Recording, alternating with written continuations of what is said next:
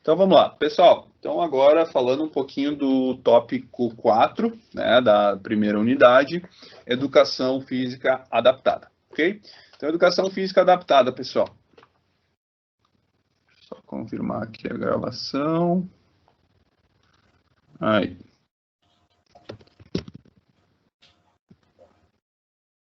Três, dois, 1. Segundo o censo de 2010, então, pessoal, educação física adaptada, tópico 4, unidade 1, né, do nosso livro da Introdução à Educação Física. Segundo o censo de 2010, cerca de 23% da população brasileira possui algum tipo de deficiência, seja ela leve ou mais acentuada. Vejam que são números importantes. Ao longo da história, pessoas com deficiência eram colocadas à margem da sociedade, sendo consideradas aberrações. Esse ao longo da história, então, diz respeito a épocas, então, ainda antes de Cristo, né? Depois na Idade Média, então, em vários momentos, né, na história da humanidade, aconteceram essas situações, ok? Então, a história registra casos de violência e abandono de pessoas com deficiência. Violência, então, a violência aliada ao abandono, né? Então, a pessoa deixada de lado, sofrendo violência física, né, psicológica, e o abandono por si só em diversas culturas, né, inclusive em culturas já nos anos 1500, então bem depois, né, de Cristo. Então, há 500 anos atrás, por exemplo, tem registros de abandono para locais onde tinham ursos, né, e outras situações bem graves, ok? Então, um pouquinho só para a gente contextualizar a história, sem entrar muito no mérito, mas para a gente entender o que acontecia. No século XVIII, então, né, a partir ali de 1700, século XVIII, aparecem os primeiros registros onde há tratamento para essas pessoas. Tratamento e acolhimento também. Em 1784, é criado o Instituto Real na França, destinado a acolhimento de pessoas cegas. Tá? Então, falando um pouquinho sobre pessoas cegas, os primeiros registros, então, né, de importância nesse sentido, trata-se de 1784, né, já no final do século XVIII.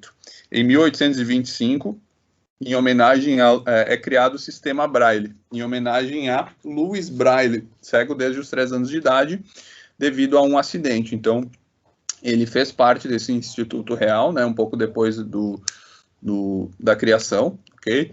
Aos 3 anos de idade, ele se tornou cego, então, devido a um acidente, e aos 10 anos de idade, ele foi para essa escola. Tá? E aí, depois, ao longo do tempo, foi criado esse sistema, né, que foi usado por um longo tempo.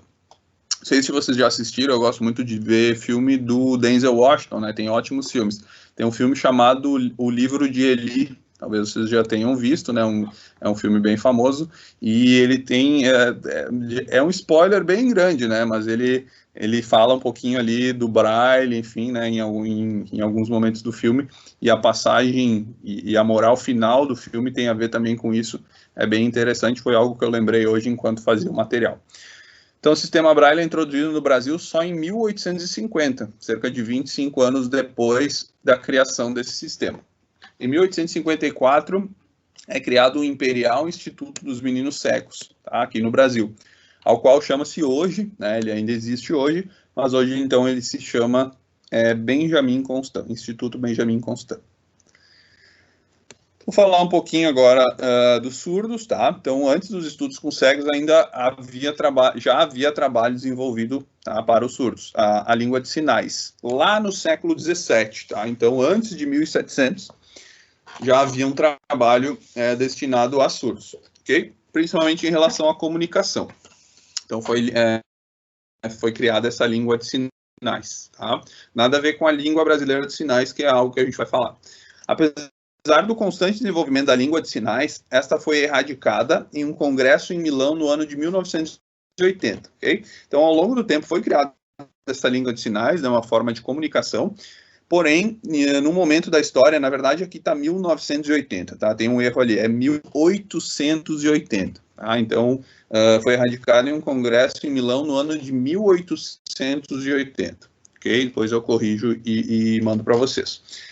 O Brasil suspendeu a linguagem só em 1911. Então, essa antiga língua de sinais, né, que foi desenvolvida de uma forma geral aí pelo mundo, tá? O Brasil, então, suspendeu em 1911. Após 1911, então, houveram novas formas de comunicação, né? O Brasil começou a criar sua própria linguagem, mas só em 2002, a Libras, que é o que a gente conhece hoje, né, como a forma de comunicação dos surdos, tá? Ela foi reconhecida apenas em 2002, então vejam que faz menos de 20 anos, ok? Então, se a gente for pensar no ensino escolar, né, no desenvolvimento do ensino escolar para essas pessoas com deficiência, tá? Só a partir de 2002 tem essa unificação, tá? E em muitos lugares até hoje, né, não se tem profissionais para isso, então as pessoas ainda, os surdos, né, ainda têm essa dificuldade. Apesar de que hoje já existem escolas especializadas, mas muitas vezes faltam esses lugares e também faltam profissionais. Então, falando um pouquinho sobre outras deficiências, tá? No Brasil, após 1889, então, se a gente for lembrar historicamente, 1889 é a época da Proclamação da República, né? 15 de novembro de 89. Começam a ser desenvolvidos estudos para atendimento a pessoas com deficiência intelectual, ok? Então, 1889, a Proclamação da República, os estados começam a ter mais autonomia e, dessa forma, tá, esses estudos começam a ser desenvolvidos também. O que a gente pode notar de diferença, tá, entre deficiência intelectual, tá, a cegueira e a surdez? Cegueira e surdez são eventos que a gente consegue aferir, né, notar na pessoa, na própria convivência, a gente sabe, né, certo, claro, a pessoa vai dizer, eu tenho um pouco de audição, eu tenho um pouco de visão, enfim, né, mas a gente consegue identificar, né, cegos e surdos, ok? Pessoas com deficiência intelectual, existem níveis muito distintos, tá? Então, dessa forma, se a gente for ver ao longo do tempo, o que era mais fácil de identificar foi trabalhado antes, o que era mais difícil de identificar começou a ser descoberto e pensado de outra forma muito depois, né? Então, se tinha muito a ideia da aberração há muito tempo atrás. Tá? E, então, no Brasil, os registros mostram que, a partir de 1889, os estudos começaram a evoluir mais. Tá? Não que não tivesse antes, mas são os registros que se tem.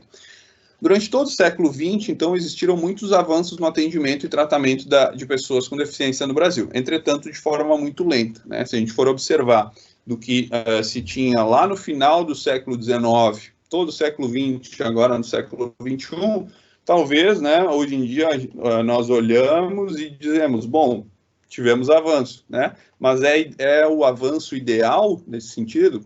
Talvez não. Pessoas que trabalham com isso relatam que não. Então, há essa discussão, né?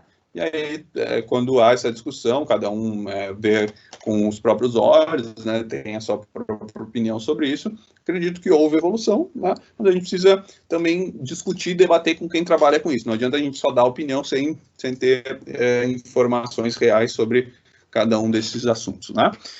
Então, algumas instituições no Brasil que trabalham até hoje, né, com pessoas com deficiência, né? CONADE, o Conselho Nacional dos Direitos da Pessoa Portadora de Deficiência, o CPB, então, é envolvido ao esporte, Comitê Paralímpico Brasileiro, a SOBAMA, Sociedade Brasileira de Atividade Motora Adaptada, então muito ligada ao movimento, né, atividade motora da pessoa com deficiência, então ligado também à nossa profissão, seja ela fora da escola e principalmente dentro da escola, né, onde você tem hoje em dia regras, você tem a obrigação de trabalhar de forma adaptada, né, com as pessoas com deficiência, inclusive de uma forma integrada à turma, né, então não só o aspecto cognitivo e motor, mas também social, muito importante.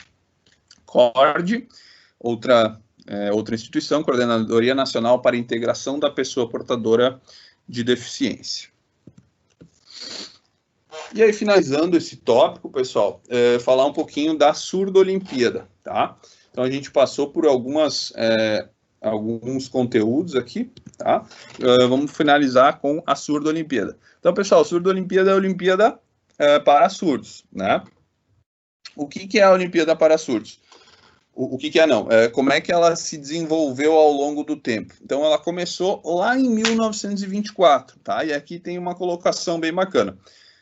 Depois, lá de 1924, pessoal, de 4 em 4 anos, né, com algumas exceções, por exemplo, na Segunda Guerra Mundial, tal qual a Olimpíada, né, normal, né, os Jogos Olímpicos oficiais, eles tiveram uma parada de 12 anos, aqui teve uma parada de 10 anos, tá? Mas como regra, de 4 em 4 anos que é trabalhada. E o detalhe interessante, pessoal, é que a de 2021, tá? Ela seria em Caxias do Sul, ok? Porém, ela foi adiada devido à pandemia, foi adiada para o ano que vem, de 1º a 15 de maio de 2022. Então, é um evento local. Tá? Até, inclusive, ano passado, né, durante a pandemia, eu fiz um estilo de um podcast ali, conversando com algumas pessoas, e um dos professores meus, né, da faculdade, hoje ele é envolvido nas Surdo-Olimpíadas, então ele fala bastante sobre isso também, tá? Se quiserem eu posso mandar para vocês lá no grupo, e ele fala sobre isso, né? Nós conversamos na metade do ano passado, ele falava na Surdo-Olimpíadas para esse ano, agora foram adiadas para o ano que vem, mas bem legal, né? Primeira vez que vai ser no Brasil, e vai ser aqui pertinho de casa, né?